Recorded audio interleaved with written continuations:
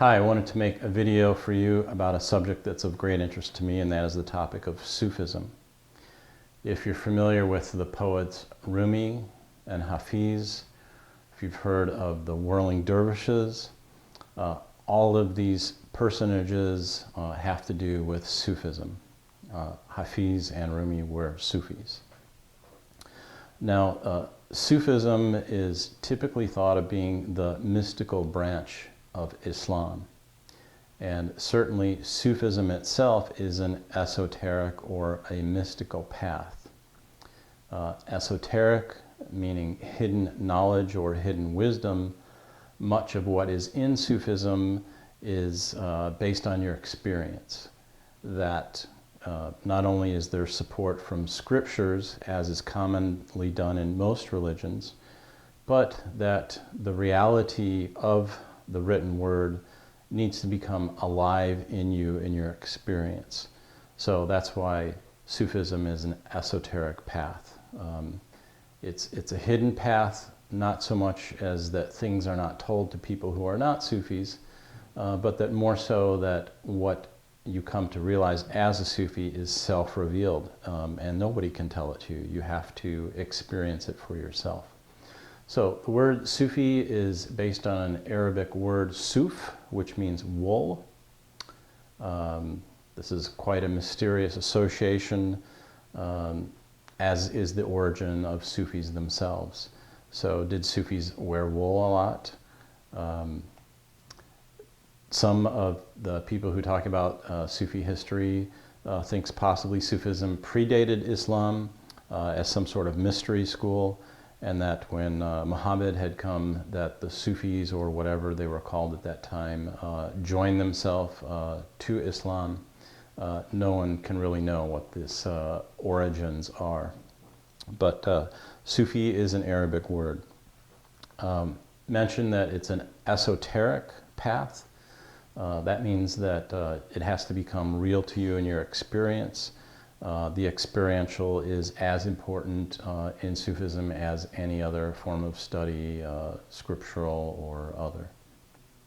Now, Sufism itself is known to the West through many different personages, the primary one being Hazrat Inayat Khan, who around the turn of the century, from the 1800s into the 1900s, early 1900s, came to the West. Was actually charged by his teacher to bring the form of Sufism that had come into India to the West. So we'll talk about Hazrat Inayat Khan a little bit in the future here. But basically, what is Sufism? Sufism is also called tasawwuf. And this word tasawwuf, which is an Arabic and an Urdu word, Urdu being a language from around Persia into India. Tasawwuf means a spiritual journey or a spiritual practice. It's a exercise of a desire to develop spiritually. So that's tasawwuf. Now also part of Sufism is in the interpretation of everything about life, this interpretation to be made personal and to put a mystical spin on everything has parallels in other cultures and other mystical paths as well. In Judaism, this is called midrash, the interpretation of life or scripture to one's own experience. In Arabic and in Sufism, this practice is also called tawil. So tawil is to perform a mystical or personal interpretation upon a written word or other experience in life and make it personable, make it enterable. Now also there's another word related to Sufism which is called tasawwuri. And tasawwuri is the aspect of Sufism which emphasizes the ability to emulate, to attune, to tune into a resonance. And primarily the way that we do this is with the breath, with the heart. And the reason that we want to tune ourselves into a spiritual ideal or to other great Sufi masters or other great personages who've come to the earth is that by so doing, we can efface ourselves. That's another word that's in Sufi studies, efface, effacement. And that just means to take our standard face, our standard ego, and to be able to put it to the side and allow divine speaking or divine life, revelation to come through us. So tasawwuri is this intentional practice to focus or attune oneself to a teacher, to a prophet, even to the Creator, God. And in Sufism and Islam, the word for God is Allah. Allah is also, being an Arabic word, is also used by Christians in the Middle East. So Allah is a word for unity, what we would traditionally consider God. And the word Allah is an Aramaic word. Also in Judaism, there are similar words, Elohim. And in the older languages of the area of the Middle East, there was also a word called Elat. So in tasawwuri, the practice, the focus is to attune yourself to another being, somebody who you perceive perhaps as being in a higher degree of evolution. And what this does is this helps to orient your inner landscape to being more like this person, the ideal. So in Sufism, there can be a lot of emphasis or focus on attuning to individuals, prophets, etc. Now, Sufism itself, there are many forms of Sufism, and the form that I'm most familiar with and am presenting is called Universal Sufism. And the history behind Universal Sufism is very interesting because even in the 10th century, there was a Sufi mystic named Al-Hallaj. And Al-Hallaj was of the view, although he was in the minority, he was of the view that mysticism and the insights that Sufism had gained within the framework of Islam were really meant for all people. So he was one of the first people to espouse a universal mysticism or a universal Sufism that could be taught and should be opened up to people.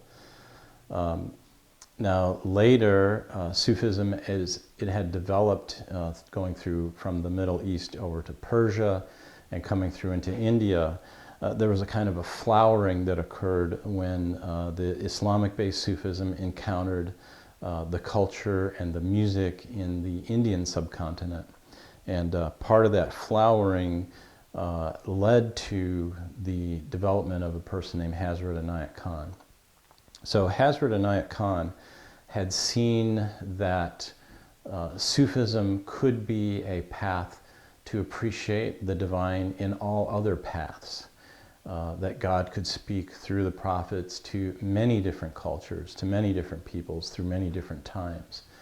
And that the emphasis now in the world coming together, East meeting West, developing into an industrial and even technological civilization, is that there should be a balance and a joining together of these spheres of influence and these energies. So what Hazrat Inayat Khan had brought to the West is this understanding of Sufism as being a path that respects other paths and that can see that mysticism is really like the hub of a wheel, joining all these different spokes and all these different paths together.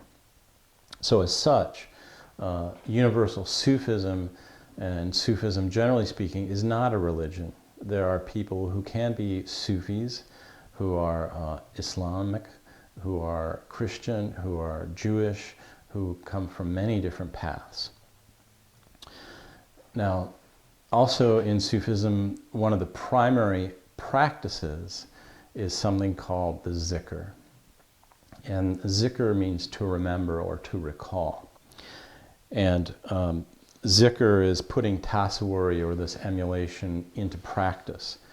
And typically Zikr is thought of as being remembering the divine. And in universal Sufism, in addition to remembering the divine, the emphasis or the perspective is to remember not only the divine who may be outside of you, but to remember the divine who is also inside of you. So in Zikr, Zikr can be a personal practice using prayer beads. In Christianity, these may be called a rosary. In Hinduism, these may be called a mala. In Buddhism, and in Islam and Sufism, these are called a tasbih. Now, there can also be a group practice of Zikr. And this can vary from something that is in Turkey called the sema or the sama, which is when the dervishes, the Sufis, would come together and read poetry and dance together, to a group Zikr, which is led by a murshid or a Sufi teacher. And in a group Zikr like this, there's typically chanting, maybe some step folk type dancing, a very meditative, very rhythmic chanting of the divine names. And what this does through the action of tasawwuri is to awaken the divine qualities inside. So the point in universal Sufism to Zikr is not just that we're trying to remember that God is, but we're trying to remember and awaken the divine principles and the divine qualities that we carry within ourselves. Now, along this process of tasawwuri, or this process of Zikr, there are some gradations or some steps in what you could call personal spiritual development or personal spiritual evolution. And I talked before about effacement. So as we're trying to move from our own personal state of whatever that is, we would like usually to move to a more evolved state, a more graceful state, a state where we can embody the divine qualities in a clearer way. So this process of these gradations, or these coming closer to the divine, are called the fana. And the fana means to be able to set ourselves aside. It's the process to set ourselves aside and allow the divine qualities to come in. And typically this fana, or identification with, identification into, or this dissolution, it's not purely a nullification, but it's an identification or a change in identity, to think of just from being our own ego to think of these idealized states or these idealized beings. So in Sufism, there's typically 3 levels or 3 grades of the path of fana. The first is fana fi sheikh. And in fana fi sheikh, we attune or identify or pay attention to very deeply the teacher, the sheikh, the murshid. And this gives us the ability to tune into somebody who we see walking on the earth, who we have some physical contact with, and who's a living example in front of us. And there are certain qualities that are awakened, that it can be transmitted from that teacher to us by paying attention to the teacher.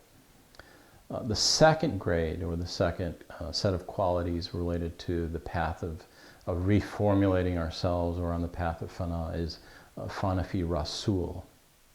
And in the path of fana fi rasul, we begin to attune to a prophet, a great teacher who we have not met, who we have heard about, who may be a prophet from a very long time. Fana fi rasul can be to focus on the life and the acts of someone like Muhammad, or Jesus, who is called Isa in Islam.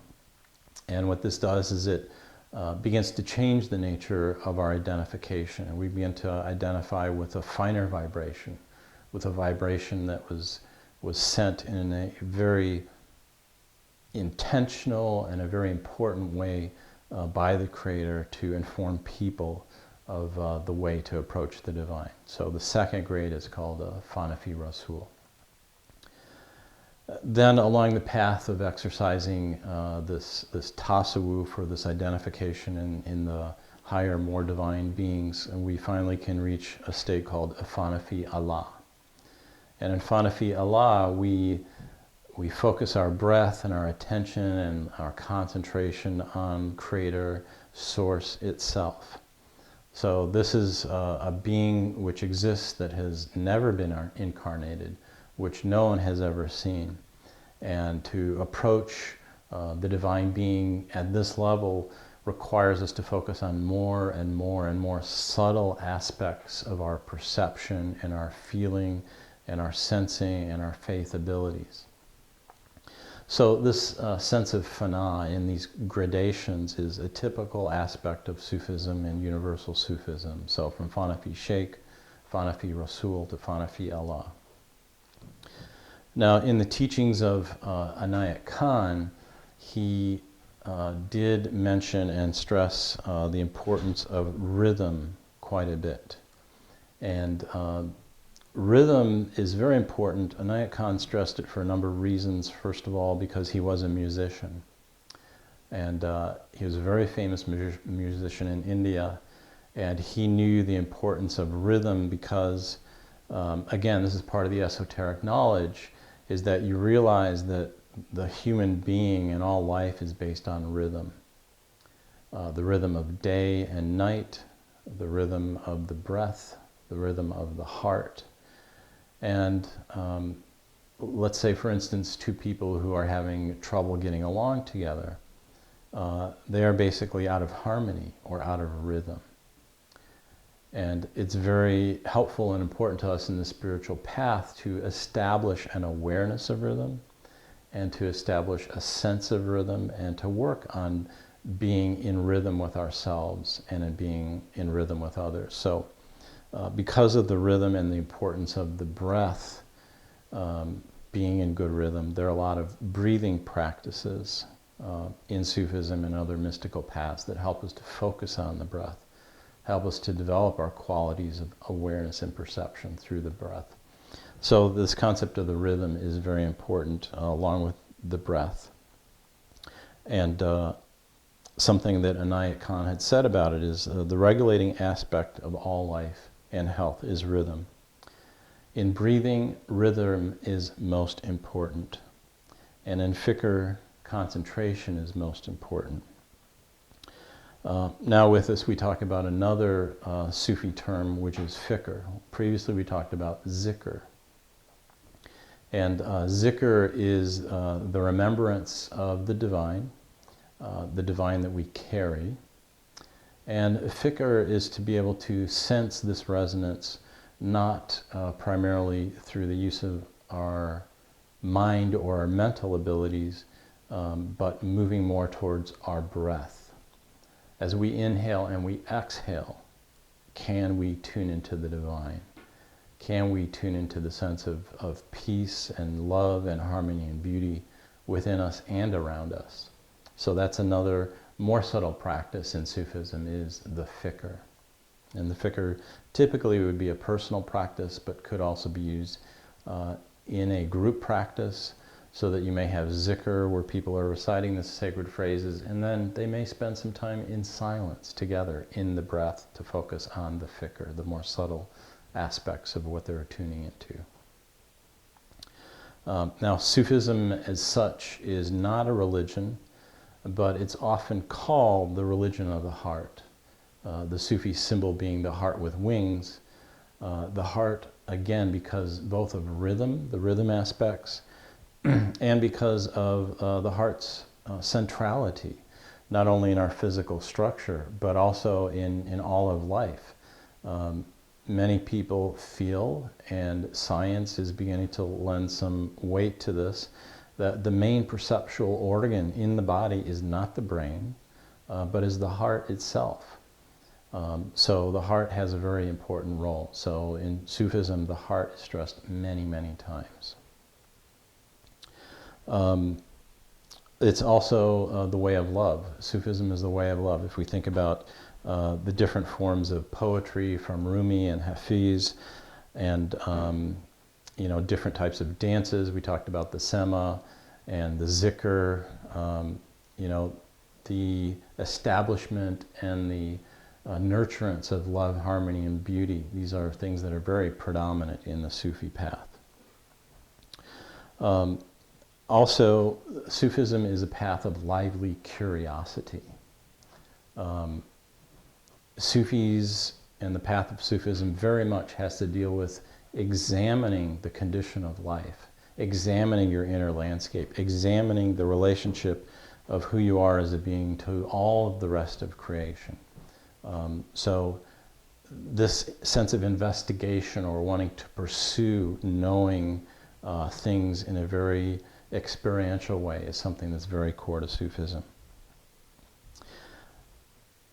Now, we had talked previously about fana, and many people, when they talk about fana, these being the gradations of developing your personality as being fana fi Sheikh, fana fi Rasul, fana fi Allah.